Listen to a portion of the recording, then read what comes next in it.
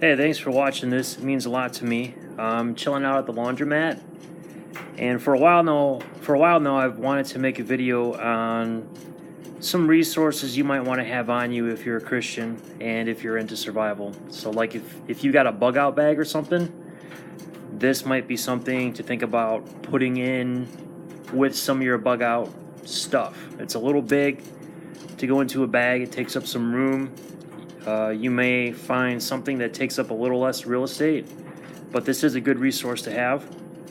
And I would actually encourage you to start buying some of these resources up and putting them somewhere safe, because I imagine one day things like this are not going to be legal or as prevalent as they are now. So anyways, moving along, this is the King James Study Bible, full color edition by the Thomas Nelson Publishing Company.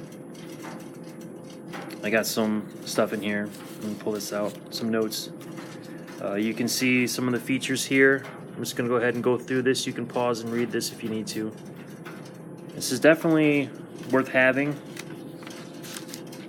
I really appreciate the notes and everything that's in here.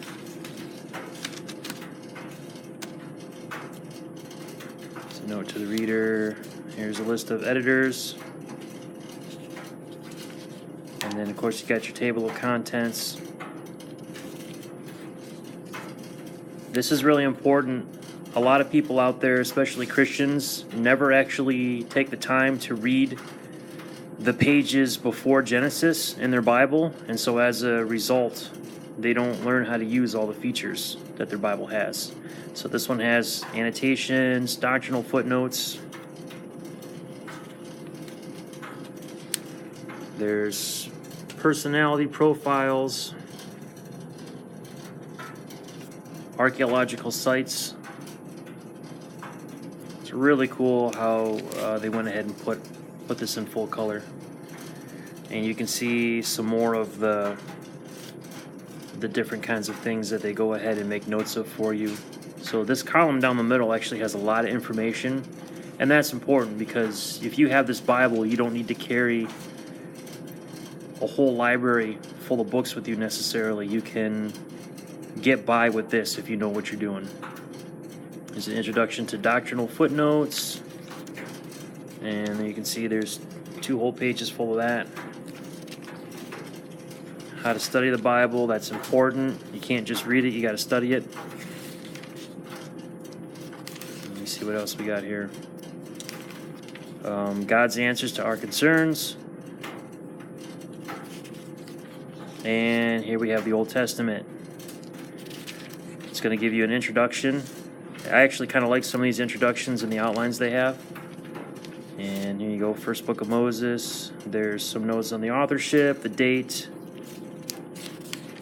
There's going to be an outline in there. And I find the notes line up pretty well with conservative theology so far. I haven't read through the whole thing. Moving along, the next feature that I remember of noting here, or of importance, I should say, one that I noted. It's going to be the harmony of the Gospels. And I really think that if you are going to invest in a study Bible, you should get one that has a harmony of the Gospels in it. I'm coming up to it here pretty quick. And I happen to be picking all the pages that don't have any color on them. Here's the harmony of the Gospels, okay? And it's nothing super fancy, but it's there for you. And here's, you got a timeline over here. A lot of times when I've seen a harmony of the Gospels, I don't ever remember there being a timeline in there. It's just basically in chronological order. So this gives you a timeline. And this one even has it like on some of the days. And then you get into the New Testament. Okay? So of course you're going to have an outline probably in here, or some kind of introduction. Let's see what we got. Yeah, there's kind of an outline as to the different books in that. Gospel according to Matthew. Same kinds of information you would find on some of the Old Testament stuff. It's going to give you that outline that I mentioned a few times there. notes on authorship, notes on the order of the Gospels. You're going to have these cool illustrations down here. You got your profiles of the people in there, and some really awesome notes. I'm going to go ahead and slide through here. This is notes from where I go to church. You can see that they'll have different pictures in here of things pertaining to what you're reading about. Looking south at the eastern edge of the Thessalonica Bay. During the days of Paul, Thessalonica was the capital city of Macedonia. He visited there on his second and third missionary journeys. So it shows you what it looks like today. Some of them may actually show you what it was like back then. Here's a stone bed in a brothel at Pompeii. Paul urges believers to live holy lives, not ones of passionate lust. So it's kind of cool. You get to see what they were thinking about, as well as people between them and us, kind of how they would illustrate things. It kind of gives you a greater understanding. Here's the topical index to Paul and his letters. What else do we got back here? Ooh, Messianic prophecies. Prophecies of the Messiah fulfilled in Christ. These are great things to have. A lot of people don't bring out prophecy when it comes to giving a defense for their faith. Parables of Christ, miracles of Christ. I'm going somewhat backwards here. There's a section on the teachings of Christ. Let me get to the end after Revelation.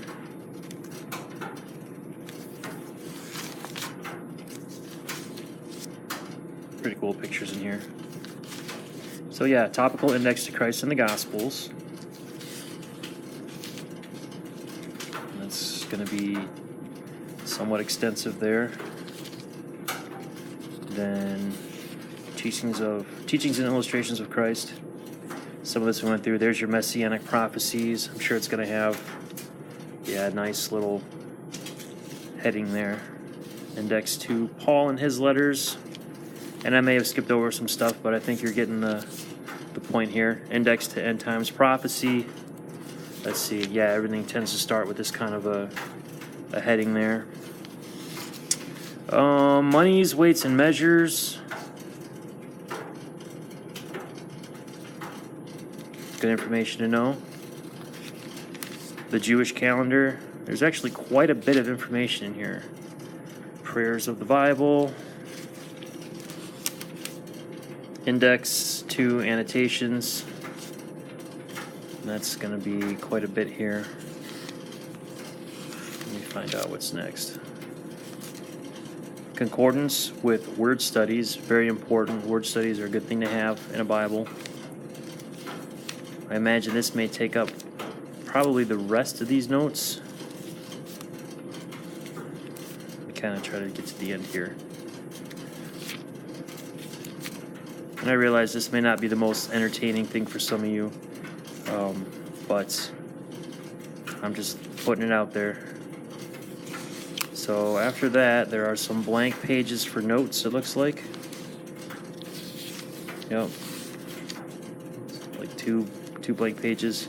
And then we have maps, Road of the Patriarchs, Exodus and the Conquest of Canaan, Land of the 12 Tribes.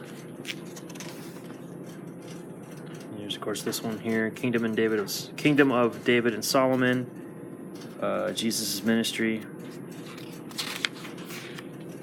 Paul's missionary journeys. It is nice to actually have some maps to be able to see what's going on, and Jerusalem in the time of Jesus. And then here's a note here on the editor and contributing editors. And it comes in this, if you get the hardcover one, it's going to look like that. This one says it was $44.99. I'm not sure if I paid that for it or not, but for what you're getting, I think that's a pretty good price. Let me go ahead and fix that there. If you take the cover off, that's what it looks like. I recommend, if you're a Christian, that you have some kind of study Bible on you, something you can put all of your notes in, all of your resources, or try to compile all of the information from your resources in. This is actually a pretty good choice. It's just a little bit, takes up a bit of space, so you might want something smaller. If it comes in a smaller size, I would get that.